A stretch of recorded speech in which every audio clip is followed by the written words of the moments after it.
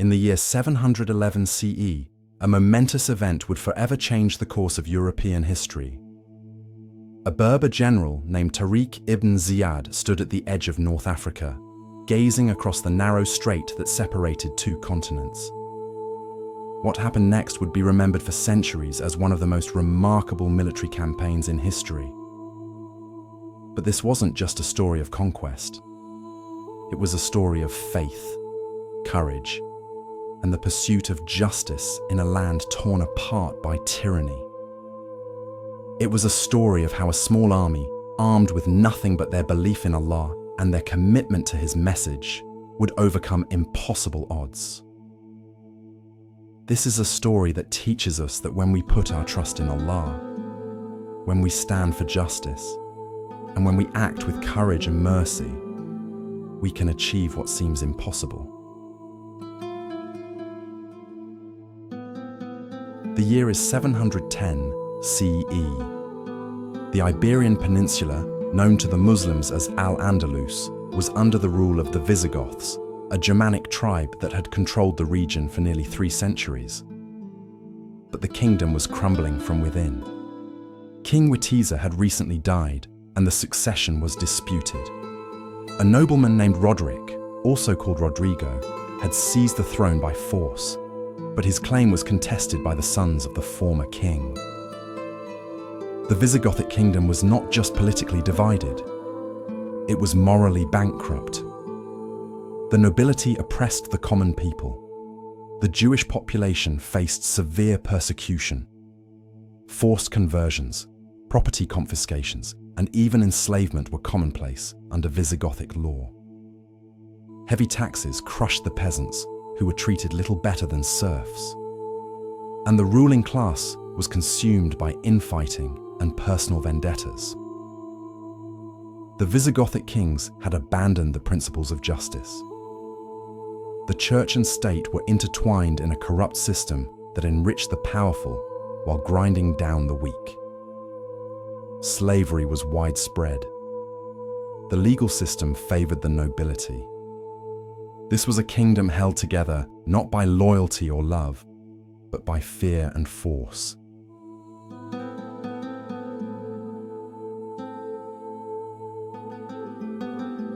Across the strait in North Africa, a different world was emerging. The Muslim armies had brought Islam to the Berber tribes of the Maghreb. Under the leadership of Musa ibn Nusayr, the governor of Ifriqiya, Islam had spread rapidly, not primarily through force, but through the message of justice and equality it offered. Musa ibn Nusayr was no ordinary conqueror. He understood the teachings of Prophet Muhammad, peace be upon him. He knew that Islam wasn't just about military victories. It was about establishing justice on earth. When cities surrendered to him, he abolished crushing taxes. He protected the rights of Christians and Jews as people of the book. He treated all people with dignity. Among Musa's most trusted commanders was Tariq ibn Ziyad, a Berber general who had embraced Islam with complete devotion. Born into the Berber Nafsa tribe, Tariq had risen through the ranks not because of noble birth, but because of his character. He was known for 3 things: his unwavering faith in Allah, his exceptional courage in battle, and his commitment to justice for all people, whether Muslim or non-Muslim.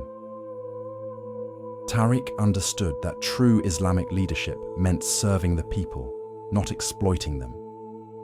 He had seen how Islam transformed societies, bringing literacy, ending tribal feuds, and establishing the rule of law.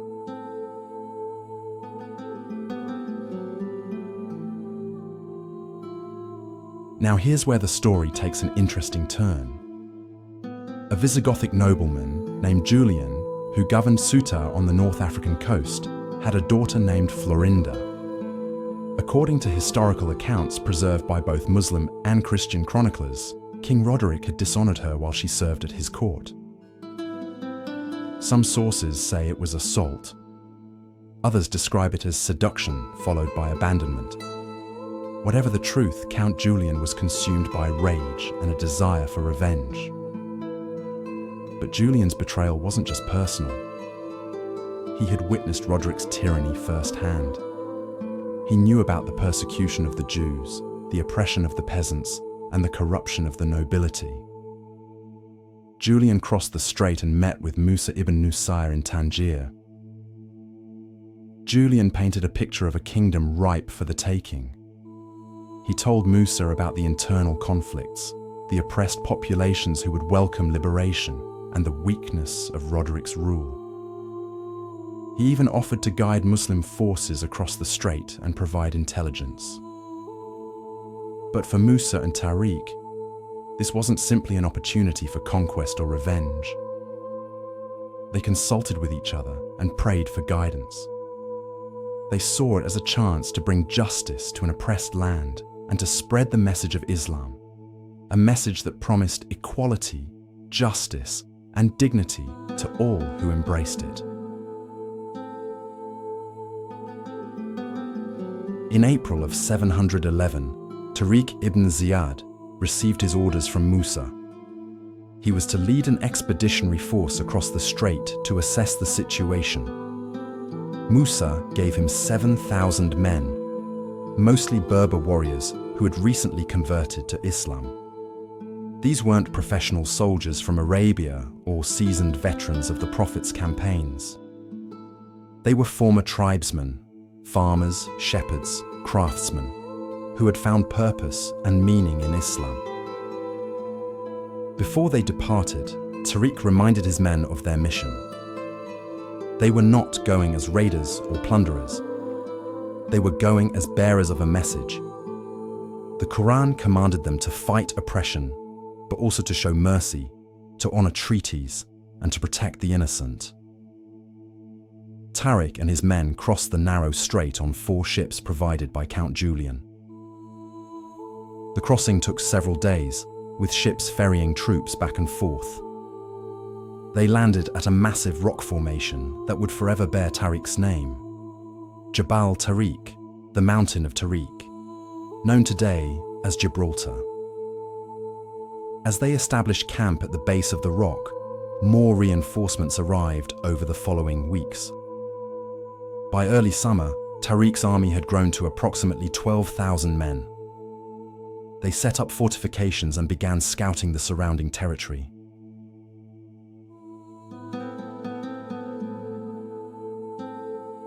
But even with reinforcements, they were still vastly outnumbered.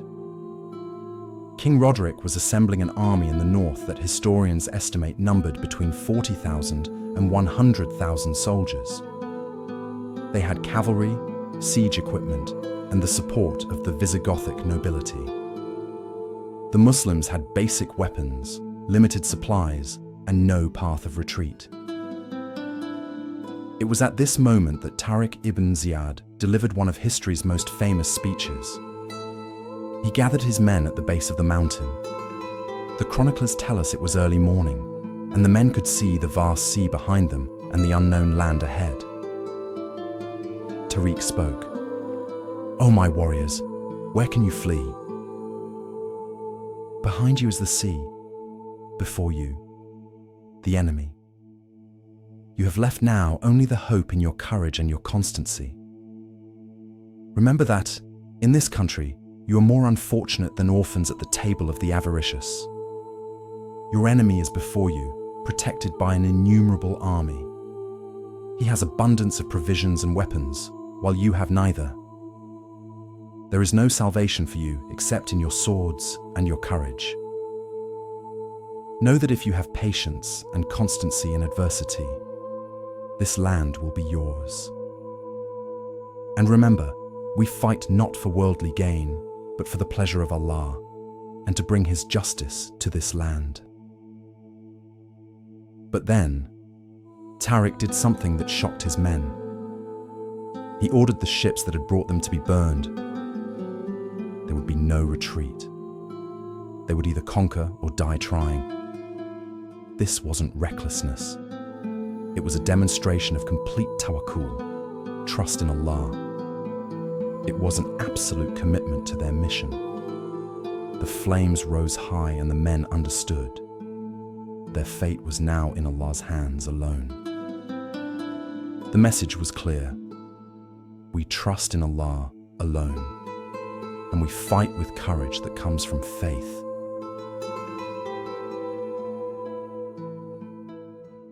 News of the Muslim landing reached King Roderick in the north, where he had been campaigning against Basque rebels. At first, he didn't take the threat seriously.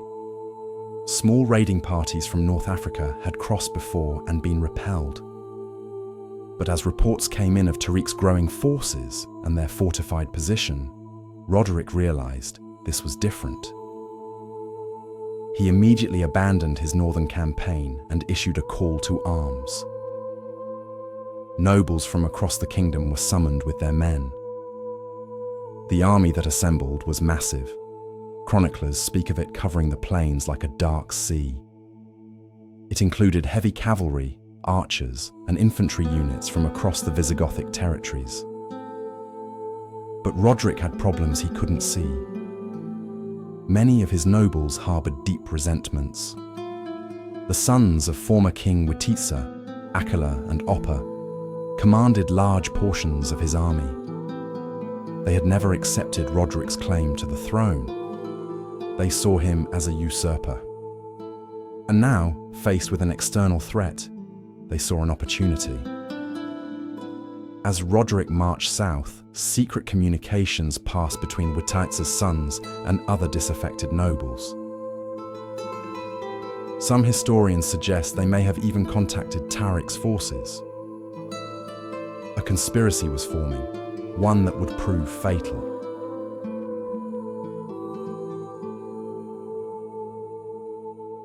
The two armies met near the Guadalete River in the province of Cádiz in late July 711. The exact location has been debated by historians for centuries, but what happened there is clear.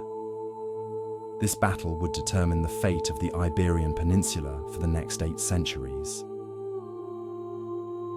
On paper, it should have been no contest. Roderick's army vastly outnumbered Tariq's forces, perhaps by as much as 8 or 10 to 1. They had better equipment, more cavalry, and the advantage of fighting on their home territory. The Visigoths had heavy armor and long experience in warfare.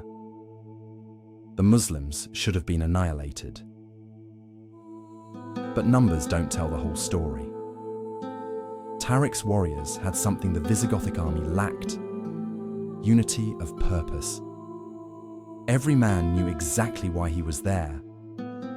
They fought with the courage that comes from faith, from the certainty that if they died as martyrs in the path of Allah. If they lived to establish justice. There was no confusion, no divided loyalties, no personal agendas. The battle began with skirmishes between the cavalry units. The Visigothic heavy cavalry charged repeatedly, trying to break the Muslim lines. But Tariq had positioned his forces skillfully, using the terrain to his advantage. His men fought with desperate courage, knowing there was no retreat. Day after day, the battle raged.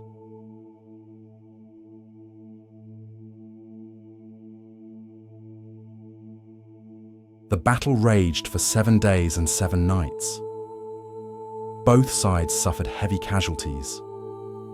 But in the Visigothic ranks, the treachery that had been plotted in secret was about to unfold. On the 7th day, as the battle reached its climax, and King Roderick personally led a charge to break through the Muslim center, the betrayal came. The Visigothic nobles who commanded the wings of Roderick's army, the forces led by supporters of Witiza's sons, suddenly withdrew from the battlefield. Some historical accounts suggest they simply fled. Others, including several Arab chroniclers, claim they actively turned their weapons on their own king's forces. The effect was devastating. King Roderick's center was suddenly exposed on both flanks. Tariq, seeing the opportunity, ordered an immediate counterattack. The Muslim forces surged forward with renewed energy, shouting, "Allahu Akbar, God is greatest." King Roderick found himself surrounded, his army in chaos. His own people had abandoned him. In the confusion of battle, in the dust and blood and terror, Roderick disappeared. His body was never found. Some chroniclers say he drowned trying to cross the river in his heavy armor. Others believed he escaped, but died from his wounds shortly after. His magnificent crown and his golden sandals were found on the riverbank. But the king himself was gone, vanished into history. With their king dead or fled and their army in complete disarray, the Visigothic resistance collapsed. What had been the mighty army of a kingdom dissolved into scattered groups of fleeing soldiers. Tariq ibn Ziyad had won one of history's most decisive and improbable victories. Against overwhelming odds, faith and unity had triumphed over numbers and treachery. But what happened next is what truly set this conquest apart from others in history. Tariq ibn Ziyad didn't embark on a campaign of destruction and plunder. Instead, he demonstrated the justice and mercy that Islam commanded. When cities sent envoys to negotiate surrender, Tariq offered generous terms based on Islamic law. Christians and Jews were recognized as people of the book. They could keep their properties, practice their religions freely, maintain their churches and synagogues, and govern their own communities. All Tariq asked was payment of the jizya, a modest tax that was actually less than what the Visigothic kings had demanded. And in return, they would receive protection and be exempt from military service. The oppressed populations, who had suffered under Visigothic rule, often welcomed the Muslim armies as liberators. The Jewish communities, who had faced forced conversions and persecution for decades, found protection under Islamic law. Many opened their city gates to Tariq's forces. Peasants discovered that their tax burden had actually decreased and that they had legal rights they'd never possessed before. Tariq pressed forward rapidly, capturing city after city.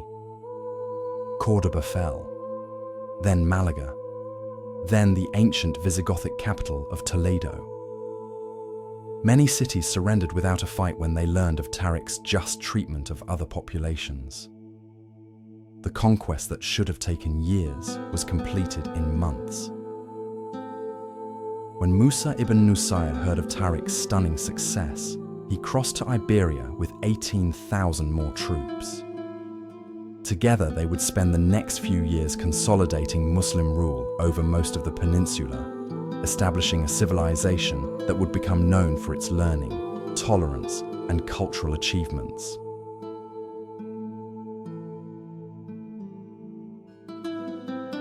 So what truly led to the fall of the Visigothic kingdom? Historians have debated this question for 13 centuries. It wasn't just military might. Roderick had far superior numbers and resources. The Visigothic kingdom fell because it was rotten from within. The succession disputes had divided the nobility into competing factions. The systematic oppression of their own people, Christians, Jews, and peasants alike, had created deep resentment. When given a choice between their oppressors and new rulers who promised justice, many chose the latter. The betrayal by Visigothic nobles during the crucial battle destroyed any chance of victory. But that betrayal itself was a symptom of the kingdom's deeper problems. When a society is built on injustice, it cannot stand united in crisis. Meanwhile, the Muslim forces fought with a unity and purpose their enemies lacked. They were united by their faith in Allah, their commitment to justice, and their trust in their leadership. They had no internal conspiracies, no divided loyalties. Every soldier knew that his commander lived by the same principles he preached. But perhaps most importantly, the conquest succeeded because it offered something genuinely better than what came before. The Islamic principles of justice, religious tolerance, fair taxation, and rule of law appealed to populations tired of oppression. Islam didn't triumph through military might alone. It triumphed because it offered hope, dignity, and justice to all people.